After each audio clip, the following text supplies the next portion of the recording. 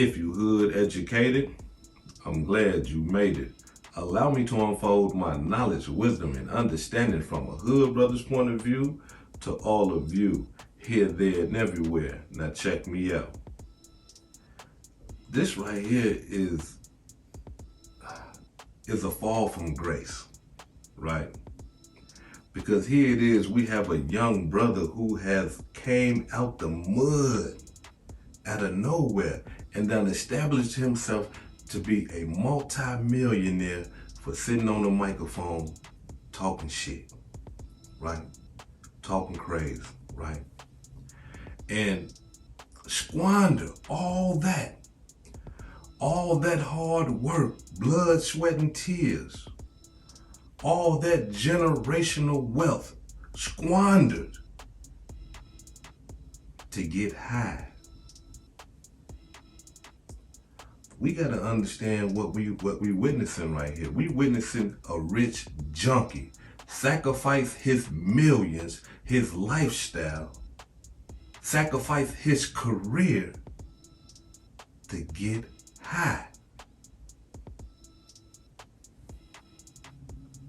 Where's the lawyers?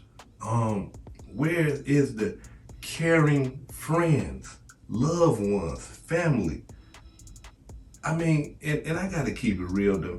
He's a grown man, so people probably was trying to love on him and say, "Hey, look, chill out, brother. You pushing it too far." But when you grown and stuff like that, and you got people that think they know everything, they gonna do what they want to do. And that could be the situation here, but I would like to think that there was somebody somewhere that could have just snatched them up and say, "Hey man, look, you tripping, bro. You about to kill yourself." You see what I'm saying? You about to kill yourself doing all these, I'm talking about, these is narcotics. Popping all them Zans and all that old type of stuff. The lean, come on, we know that stuff done killed multiple rappers. So quiet as kept. This arrest might have saved his life. A lot of people get saved by the penitentiary. And quiet as kept, this arrest right here might have saved his life, but ended his life at the same time. And let me explain to you why. Check it out. Christensen and Jensen attorneys. In 1970, Congress passed the Racketeer Influence and Corrupt Organization Act, RICO, to combat organized crime in the United States. In Utah, our legislator has seen fit to pass into law our own version of RICO, the Utah Pattern of Unlawful Activity Act, which is commonly referred to as Utah RICO, or State RICO, or Little RICO. So now we understand what the Utah RICO is, right? What is one of the charges that NBA Youngboy was charged with? Yeah, the one that we just defined as a RICO, a pattern of unlawful activity. Understand something. That charge right there alone, 1 to 15 years. A restricted person with a dangerous weapon, 1 to 15 years. Wait, hold on, 5 to 15 years. The other charges, all the forgeries. We got to understand something, y'all, that the forgery charges carry 5 years apiece, right? The fraud charges, some of them carry 15 years. So what we have to understand is this right here. These charges, the reason why there is so many, some people are saying, how could they charge them so many times with the same thing? How is this possible? Let me explain it to you, because we hood educated, not lane related. Let me explain it to you. The reason why he has so many charges is because these are different incidents. Let me break it down to you so that you can understand. Let's say if somebody goes on a shooting spree. for some reason this brother is deranged and he run up somewhere and he starts spraying this gun and he shoot 5 people, killing 3. He's gonna have 3 murders and 2 attempted murders. Even though it happened on the same day, the same time, these are different incidents. You killed somebody here, you killed him, or you tried to kill them and you tried to kill them. And the time for the 3 murders, let's just say that the state that he's in is 30 years per murder, it's gonna be 30, 30, 30. That's 90 years. Attempted murder, 20 years. That's 20, 20, that's 40. You see what I'm saying? So this is what NBA Youngboy is looking at. Every time they call to try to get the codeine, that's a crime. Every time they went to go pick up the codeine, that's a crime. If they did it 5 times in one day, those are 5 different crimes committed. If they did it all week long, all month long, the next day, next week, these are different crimes. Even if they went to the same store to get the codeine, different times, these are different cases. And so if it's 5 years for the forgery, they can five his ass to death. Forgery, 15, they can 15 his ass to death. That's what they can do. Now, normally, just being 100, normally when they hit you with these type of charges, sometimes they run it what they call concurrent. For those of you who have never been in the criminal judicial system, you're probably saying hood educated. What is concurrent? Concurrent means that, say if they charge you with 1 forgery, and they run all the other forgery charges, all 50 other forgery charges in that 1 charge, so you can only get 1 sentence. That's what all the criminals pray for. When they got multiple charges like this, I'm talking about they be in there reading Bibles, Qurans, Circle 7s, Torahs, praying to Buddha, Confucius, everybody. When they got these type of charges, them boys be up in there. I'm talking about you ain't never seen a gangster pray until he get these type of charges. You ain't never seen a gangster cry until he get these type of charges. Cause he know it's over with. So they praying, they know they knock, they praying. Just please let them run it concurrent. Don't let them do it consecutive. Cause consecutive, it's gonna kill them. It's going 5, 10, 15, 20, 25, 30, 35, 40. That's how that look. So no, they don't want that right there. And that's what he is going through, right? But let's understand what we're dealing with here. We're dealing with a rich junkie. A rich junkie. I'm talking about, in this life, bruh, I have never thought that I would see people so proud, young men, so proud to be junkies. When I was coming up, we shunned them. If you was a junkie and you was doing those hard drugs, you can't hang with us. You making us look bad, bro. Yeah, you can't do that. And if you a junkie, then it's like we look down on you, like you ain't on our level. But in this day and age, these kids now enjoy being junkies. And they think it's cool to be a junkie. So here it is, we got this multi-million-dollar rapper who's a rich junkie. Now, allow me to say this right here, because him being an addict, it might play a role in everything that go down. However, being that they was using their intellect to fraud the system, the government gonna say, nah, bro, like you knew exactly what you was doing. Can you imagine NBA Youngboy with that deep Southern Baton Rouge accent on the phone telling these people he wants some codeine? NBA Youngboy, man. And I could just see, the doctor, hey, how's it going? Yeah. Dr. Colonoscopy, how are you doing? Yeah, Wody, we need us about a pint of that. You understand what I'm saying? Wody, we need about 2 pints of that. No, bro. No. You in Utah. Now, if you was down there in Louisiana, you might have got away with it. But you in Utah. Them people up there in Utah, they use proper English. All the ERs and everything. They use proper English up there. So, no, ain't gonna be none of that. But that just shows you the lengths that he would go to get high. That he would get on the phone and pretend to be a doctor. Knowing damn well, boy, you can't speak no damn English. And you sitting up here asking for some damn drugs. Cold-blooded demonstration.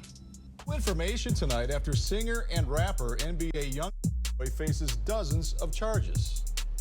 As we have reported, Mark, that he was taken into custody in Cache County, accused of organizing fraudulent drug prescriptions at Utah pharmacies. Legally known as Kentrell Galden, he's been on house arrest in Utah since 2021.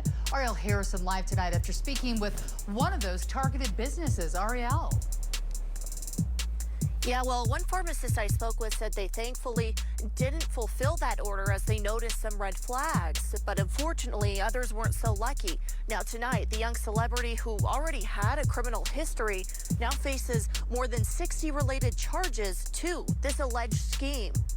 Pharmacy owner Eric Stewart says hearing news of an arrest in the fraud ring investigation involving his business was a relief. I'm just happy that they were able to connect the dots. Last September, Stewart says his team at Reed's Pharmacy in Hiram got a call from someone claiming to be a doctor needing to fill a prescription, something he called the first red flag. Usually don't get a doctor calling in a cough syrup themselves. That'll be like a nurse or something.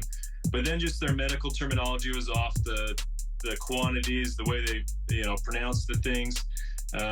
Everything was suspicious. Like Stewart's case, arrest documents reveal multiple other pharmacies across Utah were targeted too. According to investigators, callers linked to Youngboy would call in prescriptions using the name of a real doctor in Provo in some cases, but giving fake patient information. Individuals would then pick up the order from pharmacies, mainly promethazine and codeine. These type of medications they're trying to get are regulated, so throwing a chink in the process can really disrupt potential opportunities to get the medication you actually need. Weber County Sheriff's teams helped take Galden into custody with federal partners just yesterday. We believe this to be several more months of work for us. Efforts local business owners like Stewart appreciate. But when it's on a bigger scale like this, it's more concerning, right? Because they're pretty persistent, and it's just a big disruption to us, and it's just a headache for us to have to deal with. Now, the 24-year-old rapper is booked at the Cache County Jail, facing 63 different charges related to this, including having a dangerous weapon as a restricted person. Reporting live, Ariel Harrison, KUTV 2 News. Now, as y'all can see, right? As y'all can see, the man is saying that this is an ongoing investigation.